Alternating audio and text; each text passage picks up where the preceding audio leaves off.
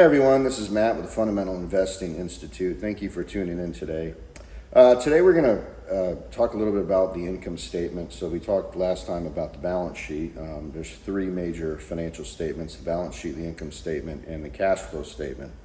The income statement is going to convey information about the operating activities in a given period. And we did a concept brief talking about cash accounting versus accrual accounting.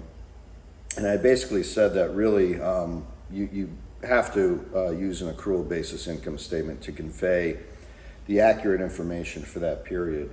And this is because our revenues and our expenses are going to be matched better on an accrual basis than on a cash basis. So regardless of what you do for tax purposes, for financial statement purposes, financial reporting purposes, and just the ability to analyze the business, we really want to use that accrual basis. So the income statement, of course, is going to show revenues, which are the basic sales of the company. The methods that we use, or kind of the exact language that we use on the income statement for revenues, are going to change a little bit depending on the business that we're in. So for example, a retail operation might call those revenues merchandise sales. If we're in a service-based business, that may be consulting revenue or service revenue. So it's gonna change depending on what business that we're in. And then of course we're gonna have the expenses. Now this is another area where it's going to depend on the business that we're in, but basically we can have what's called a multi-step income statement. And what this does is it's going to give subtotals. So for example, if we have cost of goods sold, which we'll see for like a merchandise business or a wholesale business, even some manufacturing businesses, we would create a subtotal called gross profit. This is just going to be all of the direct expenses that are associated with those sales.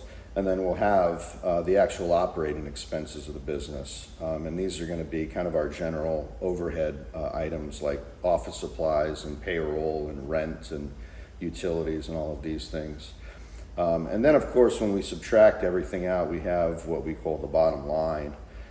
For most small businesses, this is a pre-tax figure, and that is because most small businesses are what we call pass-through entities. And that means that the business itself does not pay taxes, rather that income is passed through to the shareholders, and those shareholders in turn pay taxes on their prorated portion of the income.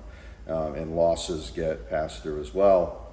So that's the multi-step format. We can also have a single-step format where we just take revenue and then subtract out all of the expenses down to the bottom line.